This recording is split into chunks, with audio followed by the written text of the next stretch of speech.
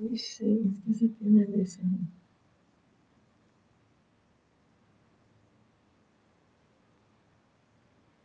Buenas tardes, compañeros. Bienvenidos entonces a la transmisión del día de hoy con el tema del régimen económico del matrimonio. Voy a dar un minutito para que se conecten, por favor.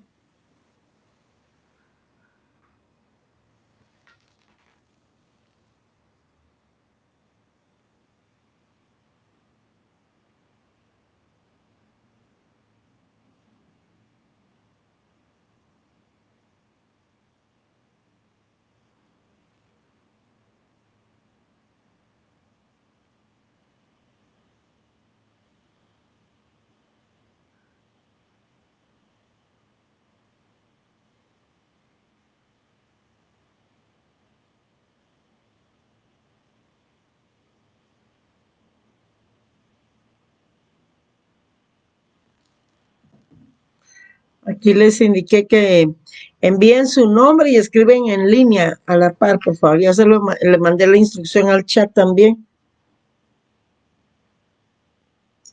para que entonces se reporte.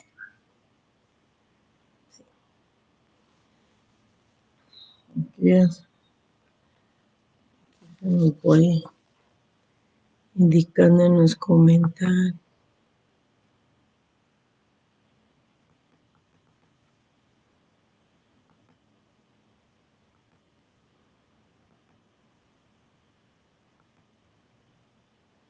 Empezamos entonces con, tenemos para hoy el tema es el régimen económico del matrimonio y las capitulaciones matrimoniales. Y tenemos las guías 46, 47, 48 y 49 guías conceptuales. La lectura obligatoria del artículo 116 al 143 del Código Civil. Voy a hacer un anuncio previo. Por favor, si está Dora Patricia Gómez Gómez, le indico que verifique su nota, ya reporté la nota hoy. También la señorita Gabriela Yasmín Gómez García, verifiquen si ya les reporté su nota, porque lo que pasa es que a veces no graba. Entonces, yo ya lo hice, pero no sé si se grabó. Chequen su nota. Bueno, de aquí solo las tengo a ustedes dos de sección K. Reportar nota de Dora Patricia Gómez Gómez. Por favor, vean consulten la cartelera, y Gabriela Yasmín Gómez García. Los que han pedido revisión de examen, compañeros, lamento informarles, pero yo se los dije también en la transmisión.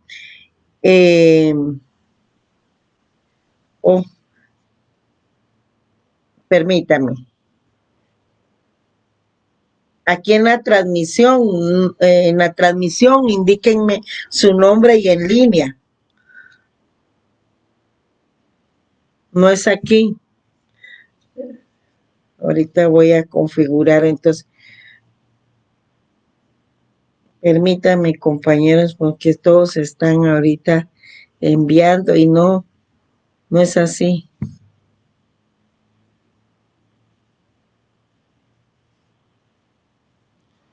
Ahorita es.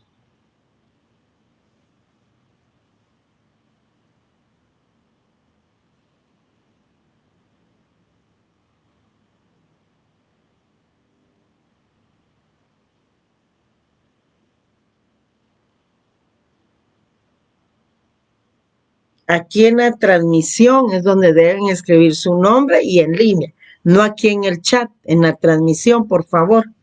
Vamos a ver si me entendieron. No acá.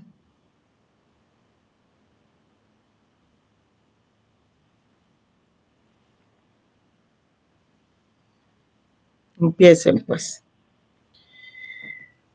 Bueno, entonces, hoy sí, empiezan a anotarse aquí en los comentarios de la transmisión. Repito, la señorita Dora Patricia Gómez Gómez ya fue reportada su nota, y también La señorita Dora Patricia Gómez Gómez ya se le reportó su nota y también a la señorita Gabriela Yanín Gómez García. Solo háganme un favor de verificar en la cartelera si ya está, porque a veces no se graba la nota, que es el problema que tuvimos con ustedes. Y también quería comentarles a los que solicitan revisión de examen que lamentablemente en donde se han equivocado es en la serie en donde deben elegir la respuesta incorrecta. Y yo se los dije en la transmisión, está también la instrucción en el examen, porque hay una gente que hasta envía su examen, ¿verdad? Y con las guías, la respuesta, y todavía me argumenta que hay 2 respuestas buenas, dice, ¿verdad? Pero que había que subrayar solo una. Hay que leer instrucciones, compañeros, por favor. Hay que leer, hay que leer. Disculpen que se los diga, yo sé que se molestan muchos y empiezan a atacarlo a uno, pero si no leen, imagínense, si no leen para el examen, no tenemos la certeza que lean para estas transmisiones y eso es preocupante. En fin, no veo los comentarios todavía acá. No existen. Empezamos, entonces ya vamos son en la transmisión, y eso sí ya se los dije, ¿verdad?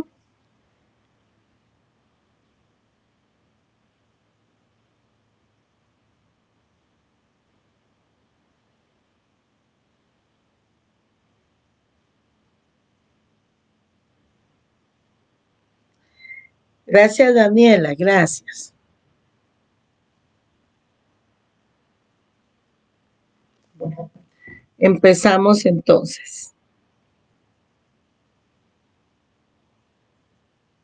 Pues sí, ya les, a las 2 compañeras que les mencioné, por favor, verifican en la cartelera que ya esté reportada su calificación. Empezamos entonces con el régimen económico del matrimonio y las capitulaciones matrimoniales. No olviden que deben de tener su código civil a mano siempre, pero en las clases de derecho civil no digamos, y su ley de tribunales de familia y la ley del registro nacional de las personas. Hay alguien aquí escribiendo en el chat.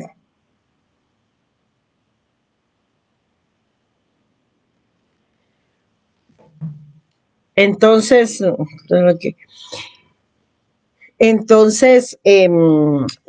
verifican eso y hoy sí entremos al tema del régimen económico del matrimonio. Fíjense, compañeros, que cuando vimos el matrimonio, vimos que el matrimonio genera derechos y obligaciones, genera efectos, ¿verdad? Tiene sus fines también. Y uno de los efectos del matrimonio, precisamente porque así como el parentesco, el parentesco por afinidad, nace del matrimonio, el régimen económico y las capitulaciones matrimoniales nacen del matrimonio. Es un efecto de carácter patrimonial. Tenemos entonces que cuando existe un conjunto de normas que regulan la forma y todos los asuntos relacionados con bienes, propiedad, administración y disposición de los bienes, pero de los cónyuges, así como los derechos y obligaciones que se generan a través de estas instituciones entre ellos y hacia los terceros, tanto en el momento de celebrarse el matrimonio como mientras el tiempo que éste dure, y también cuando llegara a disolverse, la forma en que han de quedar los bienes, dependiendo entonces del régimen económico que hayan adoptado, ¿verdad? No olvidemos que los cónyuges tienen derecho irrenunciable a modificar en cualquier momento de su matrimonio el régimen económico del mismo. El régimen económico del matrimonio, o sea, es también conocido como régimen patrimonial del matrimonio, porque es efecto del mismo, ¿verdad? Que ya hemos visto. Nuestra legislación acepta 3 regímenes económicos del matrimonio. El primero, que es el régimen de comunidad absoluta de bienes, regulado en el artículo 122. El segundo, que es el régimen de separación absoluta de bienes, regulado en el artículo 123. Y el régimen de comunidad de gananciales, que está regulado en el artículo 124. El régimen de comunidades gananciales también es conocido como el régimen de comunidad relativa o régimen de comunidad parcial de bienes. Por favor, quiero que pongan énfasis y mucha atención. Pongan atención en el nombre que existe para cada régimen, ¿verdad? Ya hemos visto ahorita, de acuerdo en esta guía 46 y de acuerdo a su código civil, que hay un régimen que se llama régimen de comunidad absoluta de bienes, que ahorita lo vamos a explicar. Hay un régimen de separación absoluta de bienes y hay un régimen de comunidades gananciales. Bueno, así es el nombre, ya, de cada uno de los regímenes económicos. Entonces, amigos, como ya estamos en el segundo año de Derecho, estamos recibiendo el Código Civil y estamos leyendo nuestro amiguito aquí que se llama Código Civil, ya sabemos los nombres de los diferentes regímenes. ¿Qué significa eso? Que ustedes ya no van a decir, me casé con bienes separados, me casé con bienes mancomunados, dice la gente. Hagan una entrevista ustedes ahí en su vecindario. Y va a decir, es que yo me casé con bienes separados, ¿verdad? No, el régimen se llama separación absoluta de bienes. Yo me casé con bienes mancomunados. El régimen se llama comunidad absoluta de bienes. Y así, y esos regímenes que ellos dicen no existen, ¿verdad? Así les llaman ellos, pero eso no existe. Entonces, como vemos, en nuestra legislación hay tres regímenes económicos del matrimonio. Fíjense que en comunidades gananciales, al régimen de comunidades gananciales también se le conoce como régimen subsidiario, pero eso no significa que exista otro régimen diferente, el subsidiario. Ya lo vamos a ver y empecemos entonces con el primer régimen, que es el régimen de comunidad absoluta de bienes. ¿Qué sucede aquí en el régimen? En el régimen de comunidad absoluta de bienes. En este régimen tiene la característica que todos los bienes, fíjense, en la comunidad absoluta de bienes, todos los bienes son aportados al matrimonio por los contrayentes, ¿verdad? Y todos aquellos que se adquieran durante el matrimonio pertenecen entonces al patrimonio conyugal. Fíjense bien que les estoy diciendo patrimonio conyugal, porque lo confunden con patrimonio familiar. Esa es otra institución. Ahorita estamos hablando de patrimonio conyugal. ¿Y qué sucede a la hora de disolverse el matrimonio? El matrimonio, amigos, se disuelve única y exclusivamente con el divorcio. Nada aquello de que ya no estoy casado porque hace 20 años que la dejé o lo dejé. No, ese ya es nuestro próximo tema, pero ahorita concéntrense. En este régimen, el patrimonio conyugal es administrado por ambos cónyuges. No olviden que estamos basados en la igualdad de derechos, ¿verdad? Y se puede administrar en forma conjunta o en forma separada, indistintamente, y lo tenemos regulado en el artículo 131 del Código Civil. A partir del artículo 116 del Código Civil al 143 tenemos regulado el tema de los regímenes económicos del matrimonio y también las capitulaciones matrimoniales. Entonces, repito, aquí en el régimen de comunidad absoluta de bienes que está regulado en el artículo 122, por favor, todos los bienes aportados al matrimonio por los contrayentes o adquiridos, fíjense, durante el mismo pertenecen al patrimonio conyugal. Todos los bienes que ellos aportan, o sea, todos los bienes que los tenían los cónyuges antes de casarse, ¿verdad? Y se dividirán por mitad al disolverse el matrimonio. Es decir, a la hora de un divorcio se van a dividir 50% cada uno. En el artículo 139 tenemos regulado el caso en que termina la comunidad absoluta. Vámonos al 139, por favor. ¿Y en qué casos termina esta comunidad de bienes, la comunidad absoluta de bienes? Pues termina uno por la disolución del matrimonio. Ya dijimos que el matrimonio se disuelve únicamente por el divorcio. Dos, por la separación de bienes, porque existe aquel derecho irrenunciable para los cónyuges de poder optar a un régimen económico diferente, ¿verdad? Con el que se casaron. Entonces, lo pueden modificar, pues, en el transcurso de su matrimonio. Y por ser condenado, oigan, en sentencia firme, ¿verdad?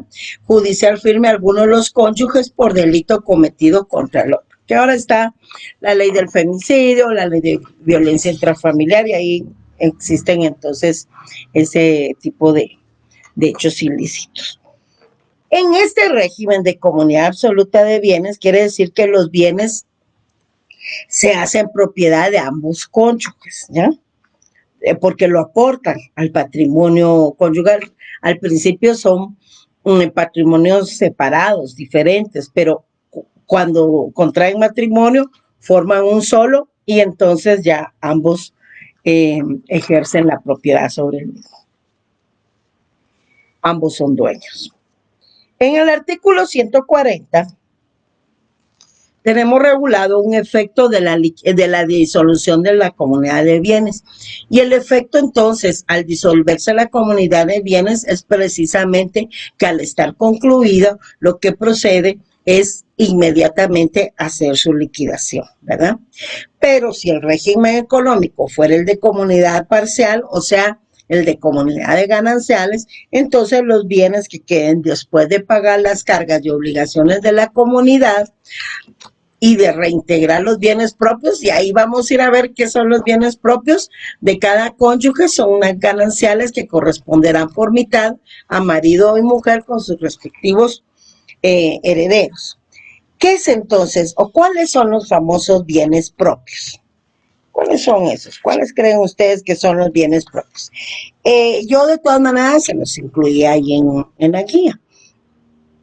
Pero realmente los bienes propios de cada cónyuge están regulados en el artículo 127 y pertenece a cada uno de ellos, o sea, como bienes propios, todos aquellos bienes que hayan adquirido a título gratuito, es decir, todas sus herencias, todas sus donaciones por causa de muerte o bien por un contrato de donación. Ahí lo tienen en el 127. Además, se agrega a eso las indemnizaciones por accidentes o por seguros de vida, los daños personales o de daños personales o enfermedades, deducido las primas pagadas durante la comunidad. Ahí lo tienen regulado en su artículo 127, por favor, del Código Civil, ¿verdad? Hemos visto entonces que en el artículo 139 está contemplado en qué casos finaliza entonces la comunidad de bienes, o sea, cuando termina y su efecto principal, que es la liquidación, ¿verdad? Luego tenemos entonces otro régimen económico que se llama régimen de separación absoluta de bienes. ¿En qué consiste el régimen de separación absoluta de bienes? Miren cómo se llama. Régimen de separación absoluta de bienes. No viene separado, dice la gente. Régimen de separación absoluta de bienes. Este régimen es un régimen bastante sencillo. Evita problemas posteriores porque resulta que en este régimen cada cónyuge conserva la propiedad de los bienes que tenían antes de contraer matrimonio y de los que vayan obteniendo durante el matrimonio, ¿verdad? Entonces, en el artículo 123, tomemos otra vez nuestro Código Civil, por favor, y lean, por favor, lean y subrayen, porque para eso tienen. Está regulado el tema de la separación absoluta de bienes. Vean que en ese régimen dice, cada cónyuge conserva la propiedad, miren, y administración de los bienes que le pertenecen, y es dueño exclusivo de los frutos, producciones y accesiones de los mismos. O sea, lo que va produciendo, lo que genera, lo que se incorpora a esos bienes, sigue manteniendo la propiedad, porque él es dueño exclusivo de sus bienes, ¿verdad? Antes y dentro del matrimonio. Serán también propios de cada uno de los cónyuges los salarios, sueldos, emolumentos y ganancias. Volvemos ahí a los bienes propios, ¿verdad? Propios de cada uno de los cónyuges, los salarios, sueldos, emolumentos, ganancias que obtuviere por servicios profesionales o en el ejercicio del comercio e industria. Bienes propios, ¿verdad? Algunos autores manifiestan que este es un régimen justo porque impide que sea una fuente de enriquecimiento personal, de enriquecimiento personal cuando uno de los cónyuges pues tiene más bienes que el otro, ¿verdad? Entonces, aquí mejor cada quien conserva la propiedad de sus bienes. La gran ventaja que posee también este régimen es que evita problemas posteriores, especialmente en el tema a la hora de disolverse el matrimonio por medio de un divorcio. Y por último, tenemos aquí el régimen económico de comunidad de gananciales que está regulado en el artículo 124. Este régimen de comunidad de gananciales también es conocido como comunidad relativa, ¿verdad? Régimen de comunidad relativa. Y también, permítanme, también es conocido como el régimen de comunidad parcial de bienes, ¿verdad? Cuando hablamos del régimen de comunidad parcial de bienes o del régimen de comunidad relativa, nos estamos refiriendo al régimen de comunidad de gananciales que está regulado en nuestro artículo 124 del Código Civil. ¿Qué pasa con ese régimen? Miren, mediante el régimen de comunidad de gananciales, el marido y la mujer conservan la propiedad de sus bienes que tenían antes de contraer matrimonio, ¿ya? Antes de contraer el matrimonio. Y también los que adquieren durante el matrimonio, pero que los hayan adquirido a título gratuito, ¿ya? Es decir, por herencia o donación. O también los que haya adquirido con el valor de unos y otros. Esos son bienes propios y ellos conservan la propiedad de sus bienes. Pero hacen suyos por mitad al disolverse el patrimonio conyugal. Estoy hablando de patrimonio conyugal, ¿verdad? Los bienes siguientes. Vean, primero, los frutos de los bienes propios de cada uno de los cónyuges. Pero son los bienes, los frutos de los bienes propios, ¿verdad? Lo que van adquiriendo después, pero de los bienes propios. Esos frutos, eso sí, ya que se ha hecho la deducción de los gastos de producción, de reparación, conservación y cargas fiscales y municipales de los respectivos bienes, se dividen por mitad. Los bienes que se compren o permuten con esos frutos, aunque se haga la adquisición a nombre de uno solo de los cónyuges, se divide por mitad. Y los que adquiera cada cónyuge con su trabajo, empleo, profesión o industria, también se dividen por mitad. Entonces, aquí los cónyuges, ponen su esfuerzo en común, basados en la igualdad de derechos, ¿verdad? Hay un patrimonio entonces para la protección de la familia, comparten, ¿verdad? No es... son solidarios, lo que no existe, por ejemplo, en el régimen de la separación absoluta, ¿verdad? No existe, aquí en el régimen de comunidades gananciales existe un patrimonio común. Es justo, es equitativo. Además, los bienes propios permiten el crecimiento del patrimonio colectivo, o sea, de los bienes comunes, ¿verdad? Obviamente posterior a las nupcias. Ahora bien, ¿qué sucede si los contrayentes se están casando y no han decidido por qué régimen económico van a optar. Es decir, no celebran capitulaciones matrimoniales. ¿Qué sucede en esos casos? El artículo 126 nos proporciona la respuesta y regula que a falta de capitulaciones matrimoniales, entonces se entenderá que ese matrimonio es contraído bajo el régimen de comunidad de gananciales, ¿verdad? Vean, por favor, que el régimen subsidiario no es otro régimen.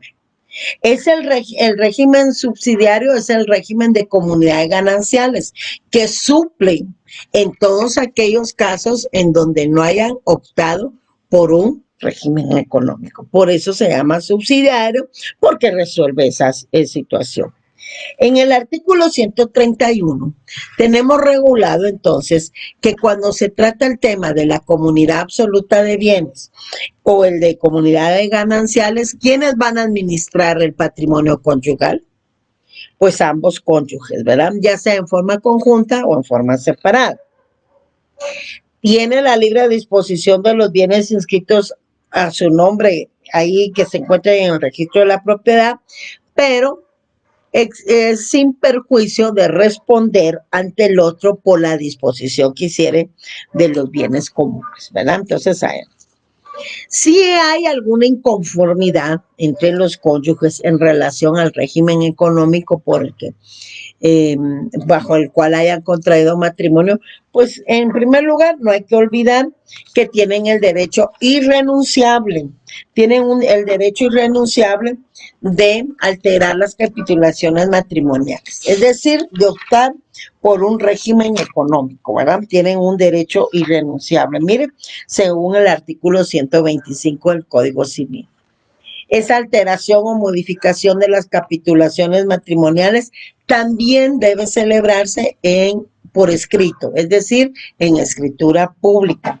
Y obviamente deben ser inscritos en los respectivos registros, tanto en el registro civil de las personas como en el registro de la propiedad. Ahora bien, según el artículo 132, existe oposición.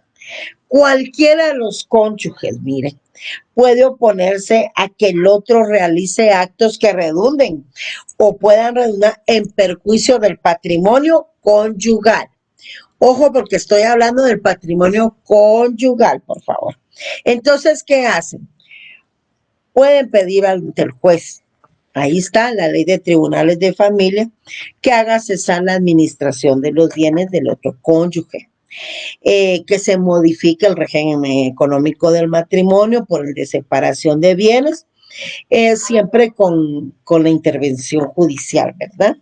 Entonces, cuando se encuentre peligro en la administración del patrimonio conyugal. Eso es lo que...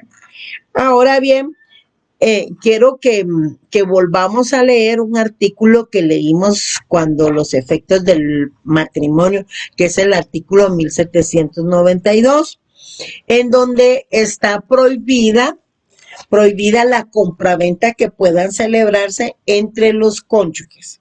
Ni el marido puede comprarle a la mujer, ni la mujer a su marido. Solo eso no está permitido, eso está prohibido expresamente en el artículo 1792. Y lo único que permite entonces es la liquidación del patrimonio conyugal y las adjudicaciones en pago que puedan realizarse entre los cónyuges. Vean el artículo 1792. El marido no puede comprar de su mujer ni esta de aquel, aunque haya separación de bienes.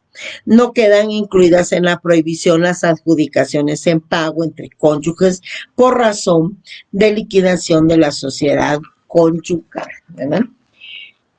Entonces, vean que todo lo relacionado con la administración de los bienes durante el matrimonio, así como su titularidad, tiene sus normas específicas dependiendo del régimen económico que vayan optando, ¿verdad? Entonces hay disposiciones para la separación absoluta de bienes, hay disposiciones para la comunidad de gananciales, para ese régimen de comunidad de gananciales, y también hay disposiciones, como lo hemos visto, para el régimen de comunidad absoluta de bienes.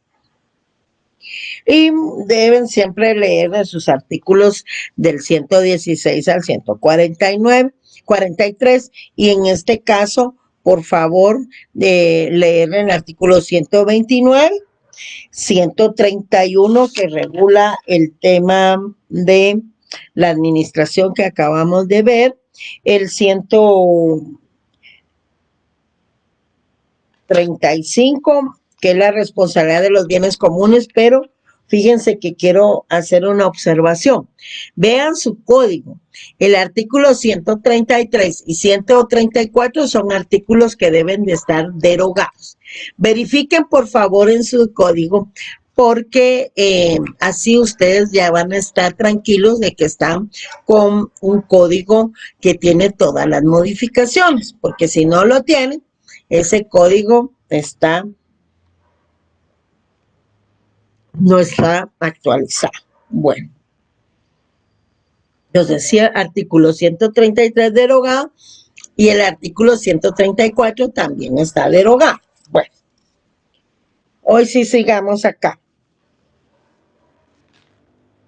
Entonces, tenemos algunas cuestiones que ir analizando.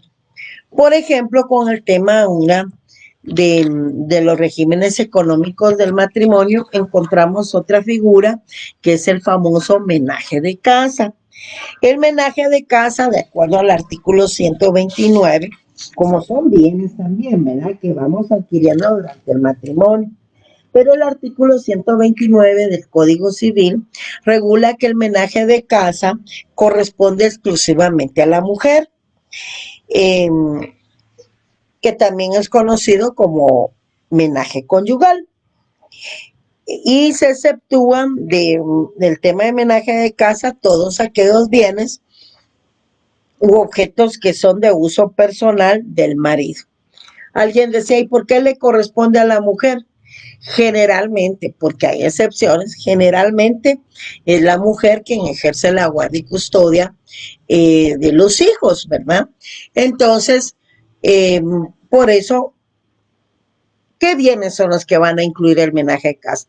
Pues la licuadora, la estufa, la lavadora, la refrigeradora, tal vez el televisor, los platos y las tazas también forman parte de eso. Para ello, nos vamos a remitir ahora al artículo 452 para que vean ustedes qué es lo que comprende el menaje de casa. 452, por favor. Al artículo 129, colóquenle ahí, ver artículo 452. Cuando lleguen al artículo 452, pongan ahí, ver artículo 129.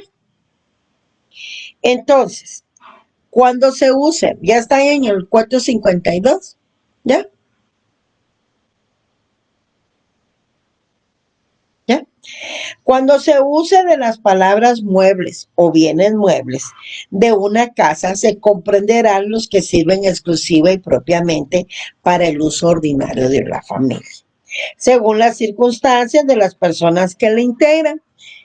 En consecuencia, vean, no se incluyen los libros, no se incluye el dinero, ni las joyas, documentos, papeles de crédito, medallas, armas, instrumentos de artes, oficio, ropas, granos y animales.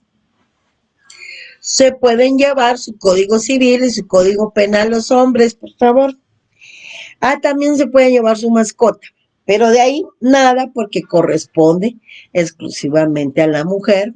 Y ya desde ahí nos están etiquetando que los oficios de la casa pues nos tocan las mujeres, pero también tenemos ayuda, ¿verdad? Entonces, por eso regula que corresponde exclusivamente a la mujer. No olvidemos siempre que el Código Civil pues entró en vigencia en 1964, ya va a ser de la tercera edad, este año va a cumplir 57 años.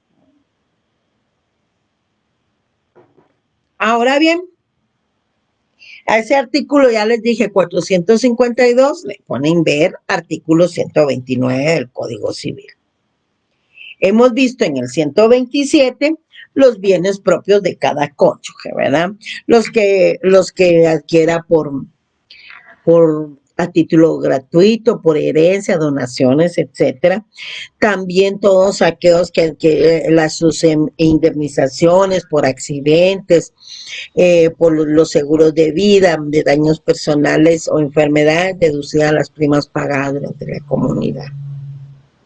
Hemos visto también que la administración del patrimonio conyugal corresponde a ambos cónyuges, en forma conjunta, separada e indistinta, ¿verdad?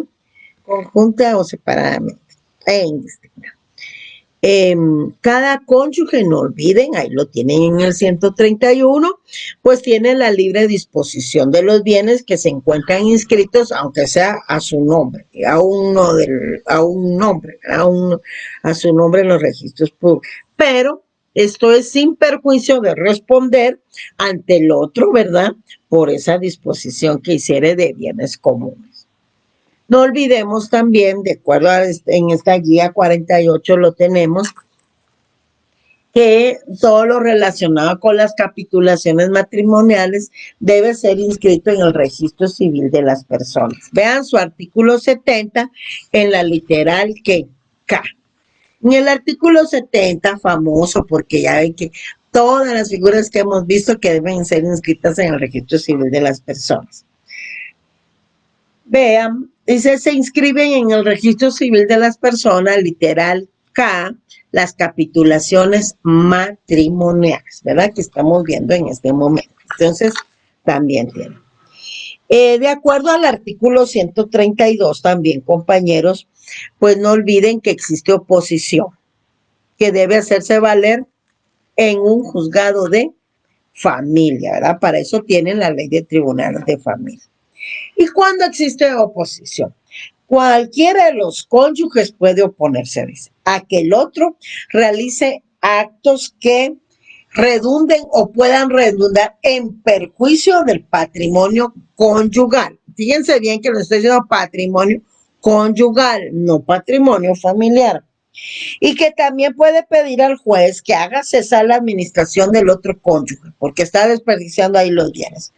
Así como modificar el régimen económico del matrimonio por el de separación de bienes, ¿verdad? Cuando el otro cónyuge incurra en negligencia, incapacidad o imprudencia de la administración del patrimonio conyugal, poniendo en riesgo que el patrimonio o lo adecuado suministro de alimentos para la familia. No olvidemos, repito, que el 133 y el 134 está derogado. Entonces, luego tenemos este artículo 135. Ahí está la responsabilidad de los bienes comunes, o sea, los del patrimonio conyugal. Y vean, de las obligaciones que contraiga cualquiera de los cónyuges, pero porque sea para el sostenimiento de la familia, entonces responderán los bienes comunes, o sea, los bienes del patrimonio conyugal. Pero si estos no fueran suficientes, ya pueden responder con sus bienes propios. Pero vean en qué casos. Solo en el caso del sostenimiento de la familia. Si usted quiere comprar un carro último modelo, eso no va incluido acá, ¿verdad? Eso lo hace con sus bienes propios. También existe el problema de que uno de los cónyuges cometa un hecho ilícito.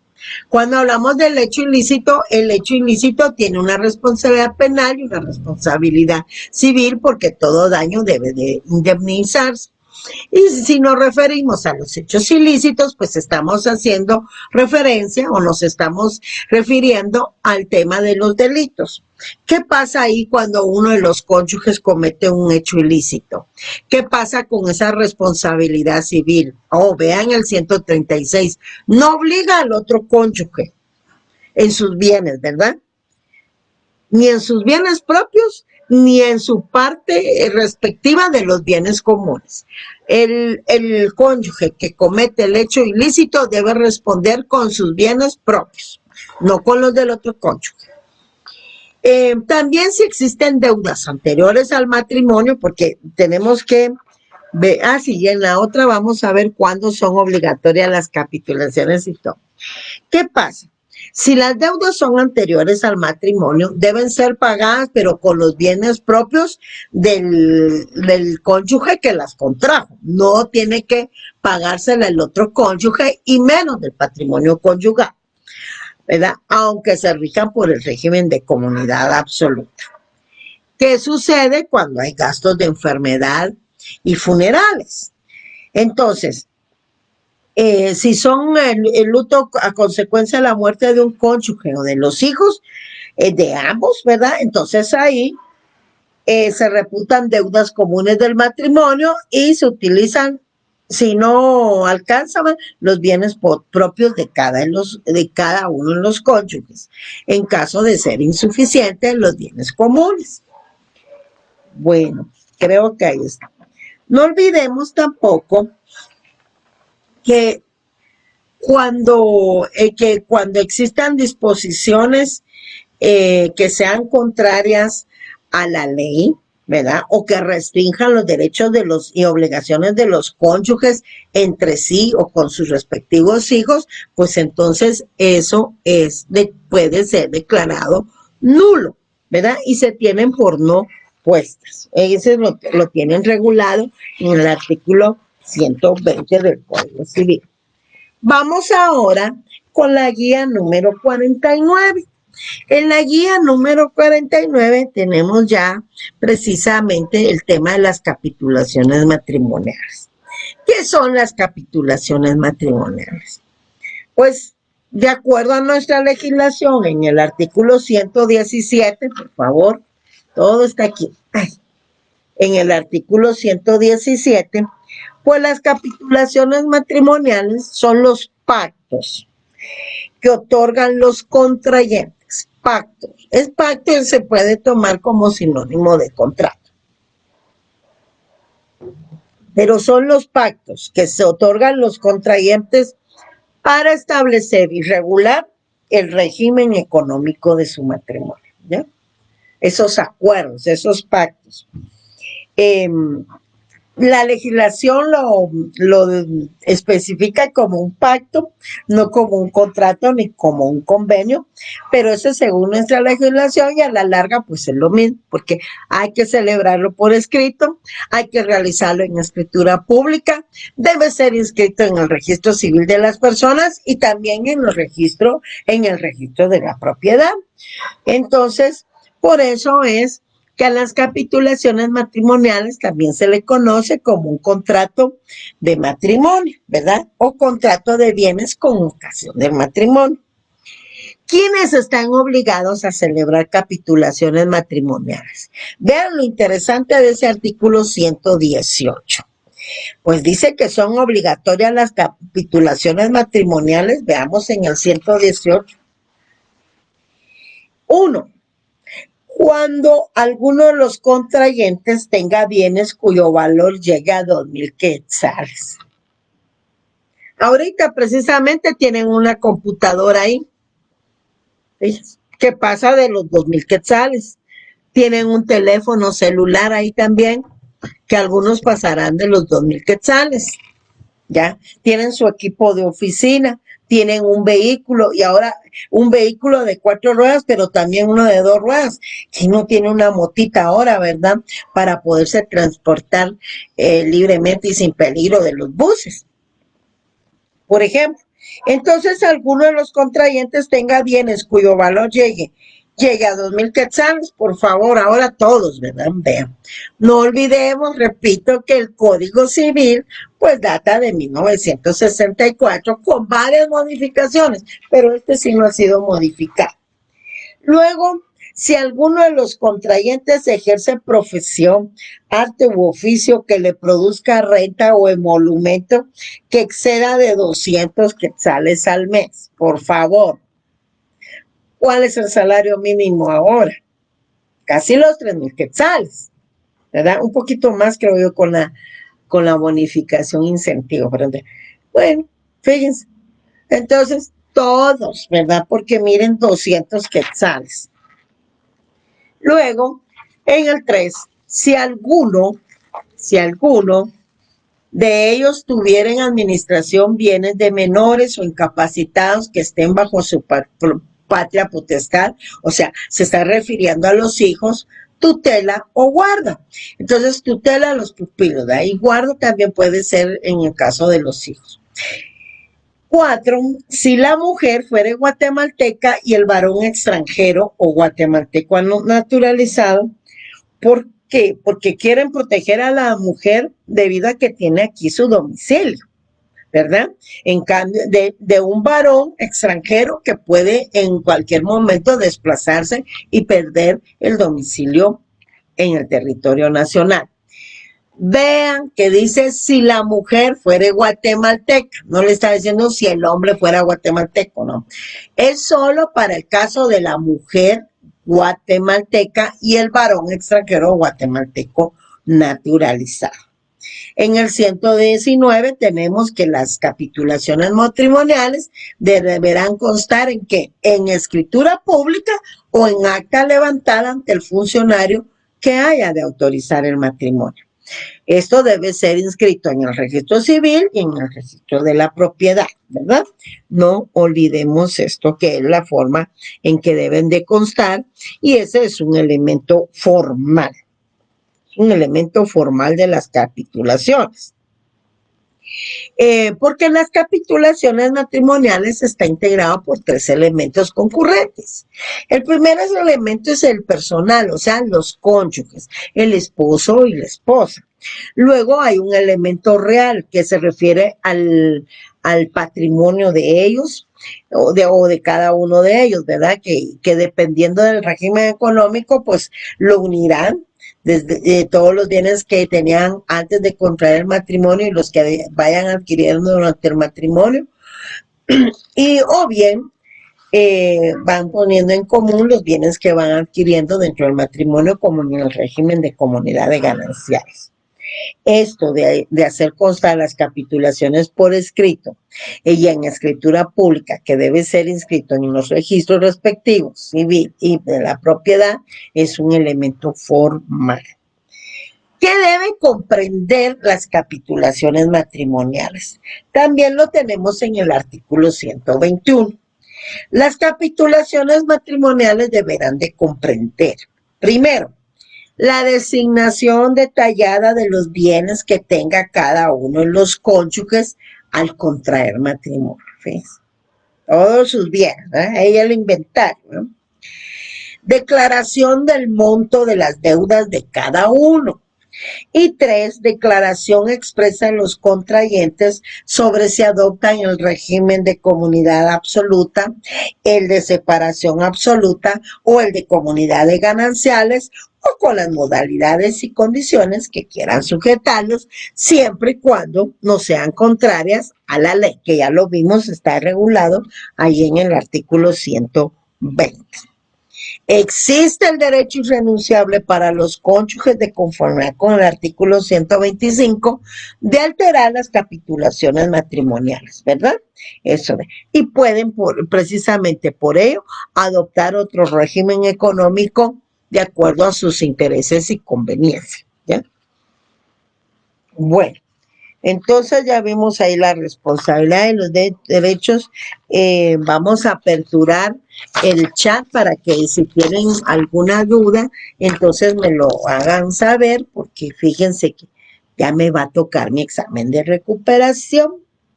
Bueno, no a mí, pero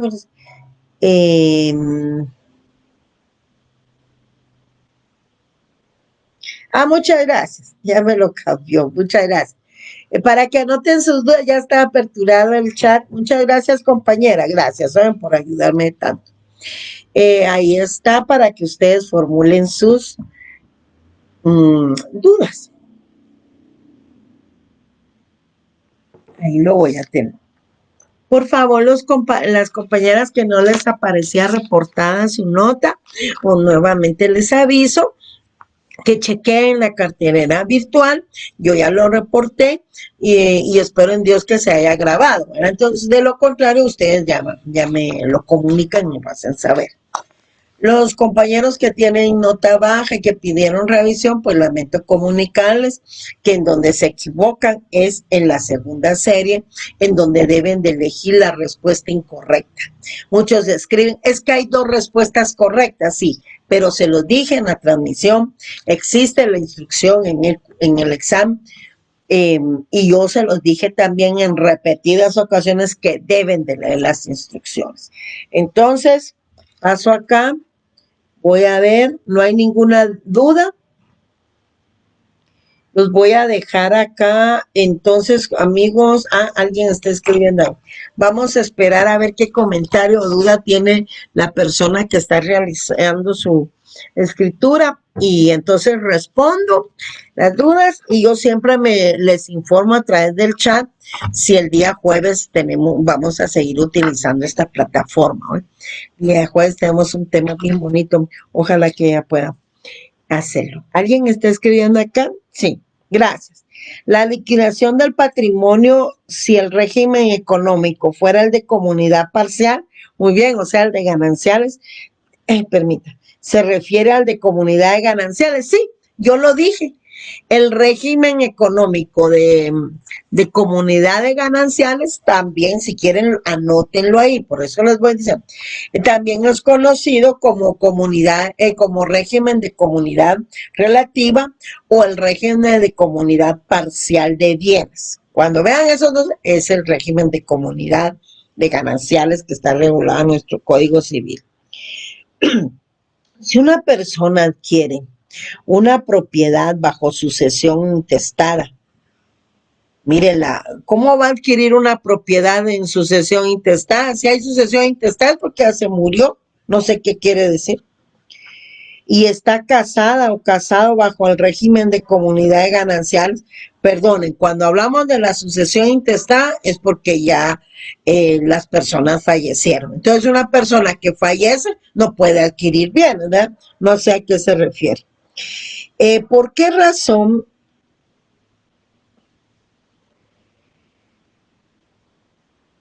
entre los cónyuges no pueden realizar uno que según indica? Entonces, porque recuerden que los fines del matrimonio no es ser mercantilistas, ¿verdad? Y tener y considerar al matrimonio como una empresa. ¿Se recuerdan? Lean su artículo 178 del Código Civil y recuerden que es una...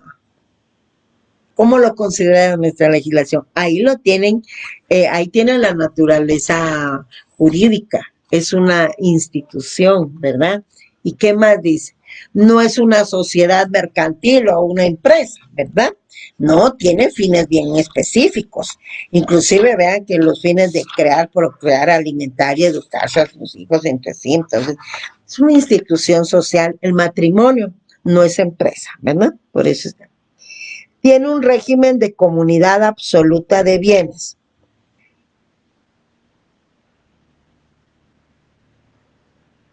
¿Quién tiene la herencia? No le entiendo. Dice que si un matrimonio está bajo el régimen de comunidad absoluta, o sea, todos los bienes forman un patrimonio conyugal. Y uno de los cónyuges sufre en el futuro una demencia senil, ¿verdad? Pero tiene una herencia, el cónyuge puede reclamar. ¿Quién tiene la herencia? No le entiendo. Si no hay testamento, el cónyuge es un heredero legal. Es un heredero legal previa liquidación, pero cuando está en el régimen de gananciales, es heredero legal del el cónyuge sobreviviente del otro. ¿Ya? El cónyuge sobreviviente es heredero legal del cónyuge que falleció. Entonces ahí se tiene derecho, ¿verdad? Aunque sea el de comunidad absoluta, tiene derecho a sucederle en sus bienes, pero para después de su muerte. Pero que no lo entiendo. Si un matrimonio tiene un régimen de comunidad absoluta y uno de los cónyuges sufren, sí, tiene demencia, Alzheimer o demencia senil o cualquier otra enfermedad, el cónyuge sobreviviente es heredero legal del cónyuge que fallece. Ahí lo tienen en la sucesión intestada en el libro 3 del Código Civil. Ya, eso. Pero Cuando existe comunidad de gananciales, ahí sí tiene que hacerse la liquidación. Vamos a ver aquí, si me das rapidito voy a contestar porque fíjense que tengo que hacerla retrasada. A las 5 ya me imagino que ustedes también.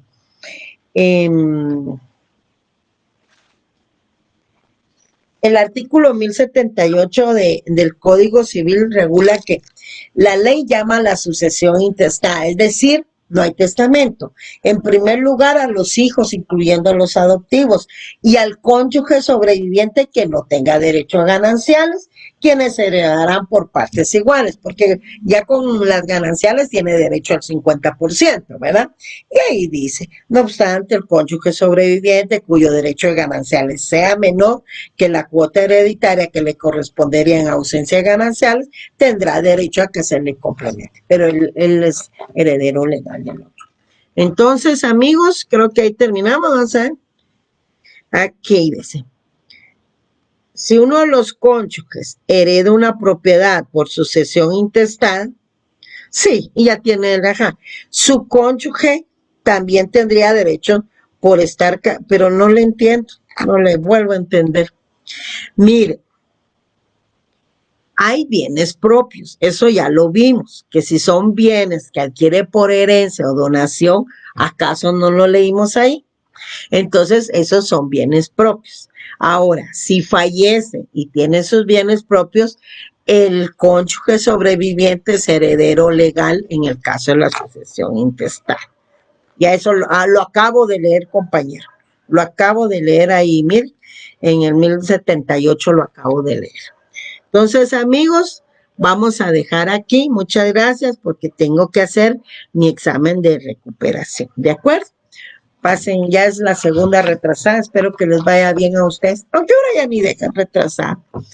Bueno, con este sistema de exámenes y de dar medio, transmitir una clase, nadie está dejando retrasadas. Bueno, pasen feliz tarde, mucho gusto.